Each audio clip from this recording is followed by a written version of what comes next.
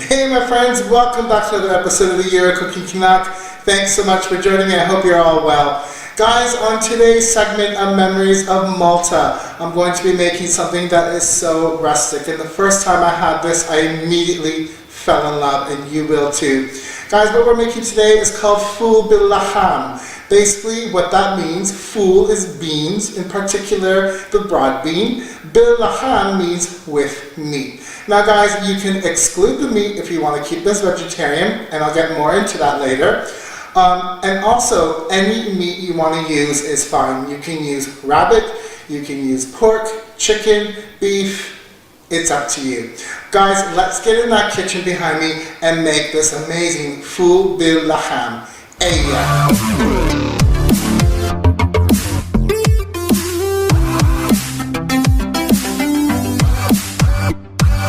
guys, welcome to the kitchen countertop as usual. And as usual, all of the amounts I'm using today will be below in the description bar. Just click show more.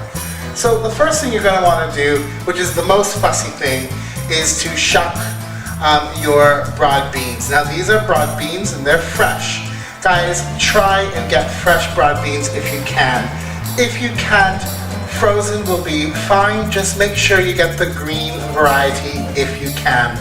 Now they come, they're quite large, and you can take the skins off of these, but again, it's more fuss, and when they're green, you don't have to. If you have the brown variety, obviously if you have dry, you're going to have to soak them and take the skins off. To do the peeling of the broad bean is very, very simple. You just take your pod, and it has a natural zipper. So you're just going to zip that open, and then use your thumb to zip open the pod. As you can see, there's a quite large one there. Now I've washed these other ones, so I'll wash everything again together. Wow, that's a big one. And that's the signature of a broad bean, and they can come small as well. These are completely edible, raw as well. They have a beautiful nutty flavor to them, and they're quite nice raw. So guys, I'm going to continue shucking the rest of my broad beans, and I'm going to give them a rinse as well, and I'll bring you back and show you the next thing that I do. What I have here, guys, is some fresh stewing beef that I had my butcher chop into larger chunks. Now, when it comes to the amount of the beef, guys, I'm sorry, but I'm not going to give you a quantity. Why? It's up to you. You can make this as meaty or not as meaty as you like. Alternatively, you can use mushrooms and keep this completely vegetarian.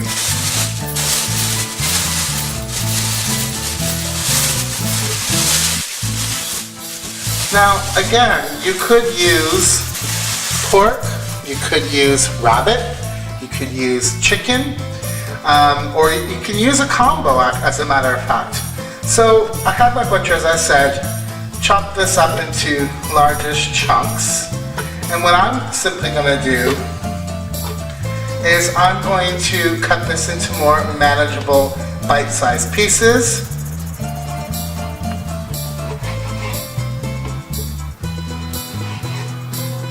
Like so, and you can actually even make them smaller if you prefer, to kind of keep everything uniform to the size of your ful.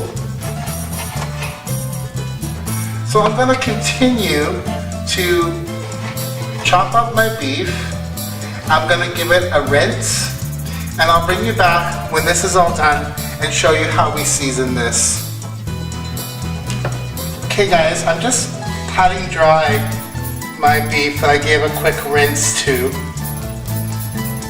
And you can chop away excess pieces of fat, but you don't have to remove it all because, you know, fat is flavor.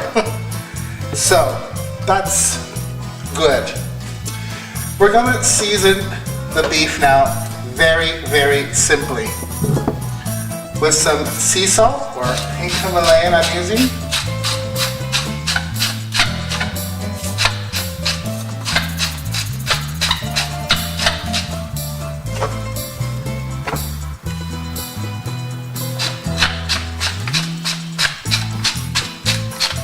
I'll have to wash this now.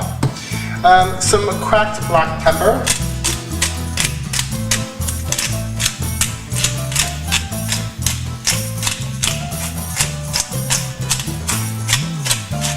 Again, guys, I always tell you, salt and pepper always to taste. And I'm going to put about a tablespoon of garlic granules. So I'm going to give this a mix. In my pan, I have some oil. I'm going to heat my pan, and the first step we're going to do is go ahead and get some brown color on our beef. We just want to get it browned. And then I'll bring you back and show you at that point. Alright guys, we have some lovely brown caramelized color on our beef. We're just looking to get some color, not cook this all the way through. We want to basically just seal in the juices. So at this point, what you can do is go ahead and remove the beef and set it aside, and we'll move on to the next element of our dish. Alright guys, at this time what you want to do is get yourself a beautiful onion that looks fake. Get yourself a nice onion, as much garlic as you like. We're going to chop up the onion in dices, and we're going to mince our garlic, and I'll show you what I do next. Alright guys, I've roughly diced my onion, and I've roughly minced my garlic. If you want your garlic finer, you do you, that's fine. I'm not going to fuss over it because it will stew and break down. So we have our onions and our garlic. What we're going to do is add it to the pot that we cooked the beef in. If you should require a little bit more oil, go ahead. However, you want to keep an eye on it so it doesn't burn. So let's go to the stove and get these started. Hey guys, so our pan has heated up. So what I'm going to go ahead and do is add our onions.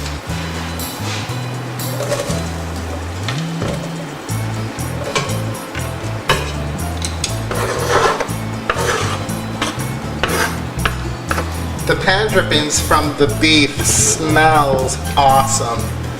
I'm going to season in layers, so go ahead and give it a little bit of salt. Helps them sweat out.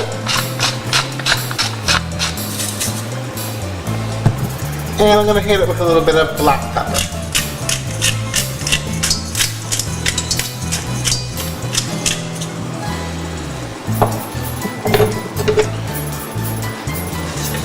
So I'm going to saute the onions. Until they get a little more soft. And then I'll add the garlic. Okay guys, in goes the garlic.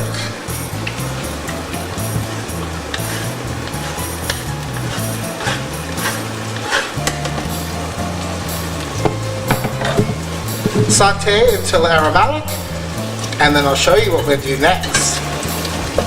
Guys, my onions and my garlic are nice and soft and aromatic.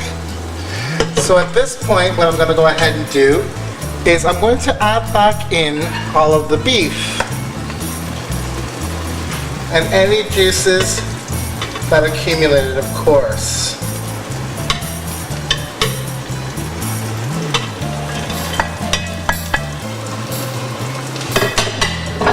I'm going to give this a bit of a stir.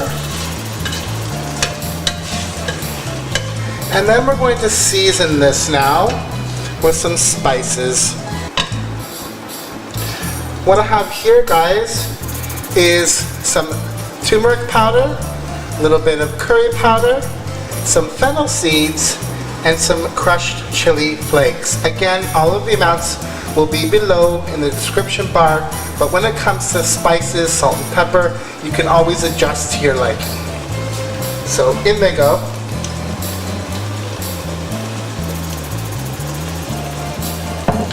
Alternatively, you can also add a little bit of cumin powder if you like.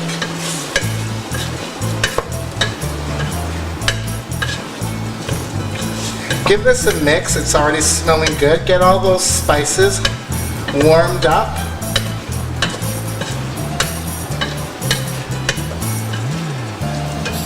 At which point I'm going to go ahead now and add some tomato puree, kunserva as we call it, or tomato paste. So this is going in.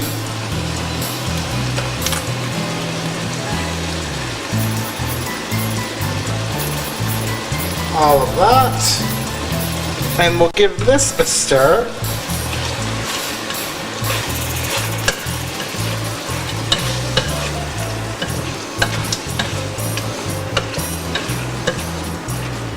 To get that one incorporated.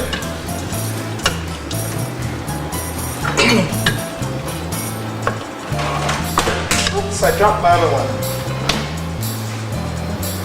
And then I'm going to go ahead and add the second one.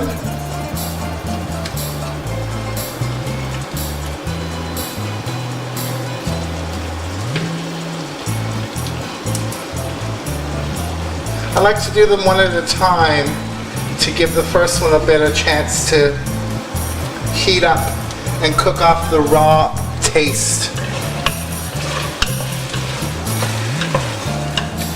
So that's all in. It's already smelling fantabulous, guys.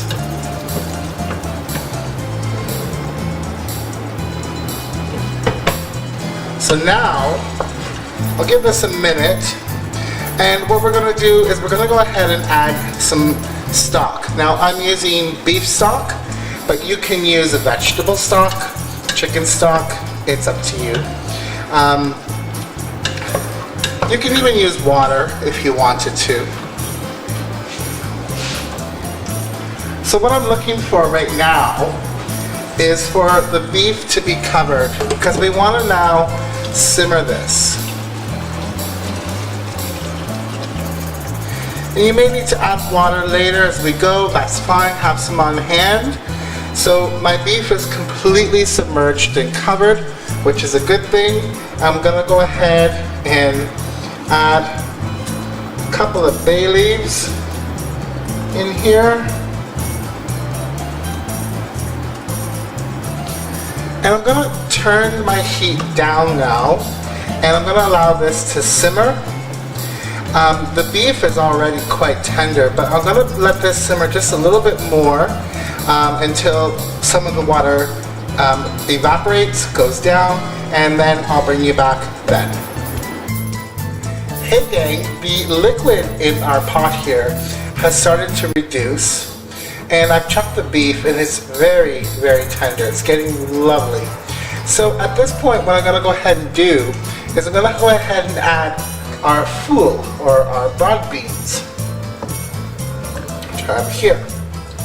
So let's add them in. And like I said earlier, guys, keep this on a simmer and keep an eye on it. If you need to add more liquid, do so. However, this is not a soup. It's not even a stew. It should be quite thick, but with a little bit of juice so you can mop it up with bread. So I'm going to keep this on a low and slow simmer, and I'm going to keep an eye on it, make sure that the water level is good, and I want my beans to cook softly. Guys, I also wanted to mention something about the beans real quickly. It looks like a lot when you buy them in the pods. Believe me, once you shuck them, it's not. So if you want to add more than what I give you in the description below, please be my guest. So as I said, guys, this is on a low, slow simmer. If you're wondering what this funky silver thing is over here, I have a diffuser because I have a gas range, and even with gas, sometimes on a simmer, it overcooks. So I have my diffuser, and I just wrap the handle in tin foil so it doesn't get too hot and scorch, because it's wood actually. So guys, again, gonna let this simmer, and we'll bring you back in just a tick. Hey guys, at this point our full bil-laham is starting to get a little more thicker. The liquid is starting to reduce. The beans are cooking and getting softer, as is the meat. It's starting to look great. And as a matter of fact, I think I have just the right amount of beans in here. So guys, at this point, what we're gonna go ahead and do is add some fresh herbs. So guys, what I have here is tercine or parsley. I have a bit of cilantro or coriander, and I also just have a couple of sprigs of fresh thyme from my garden. This is optional, guys. So what I'm going to go ahead and do is I'm going to mince all of this up, and I'm going to add it to our dish. I'm going to reserve a little bit of parsley back just for garnish. Add some parsley.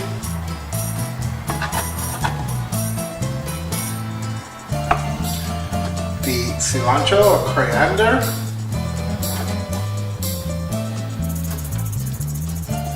And a little bit of our thyme.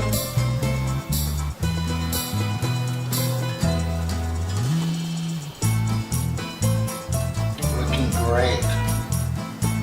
Smelling even better.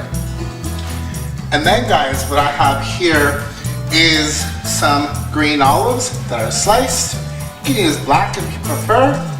Just a few to your taste. They're going in. Gonna give this a stir, and we're gonna continue to let this simmer until this thickens right up.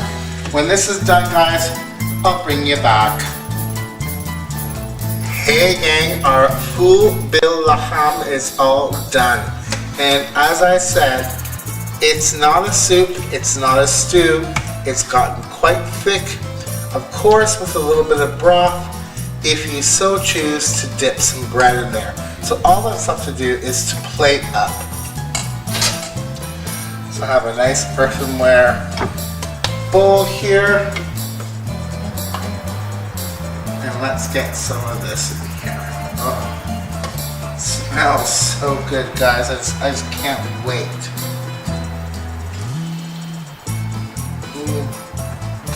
Ooh, it's hot.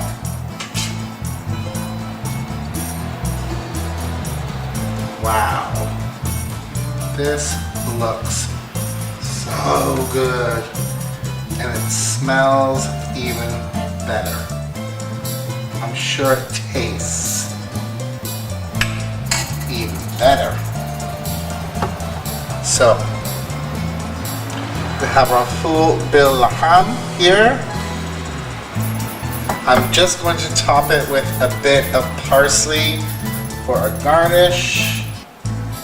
Nice and fresh. And guys, all that's left to do is to dig in.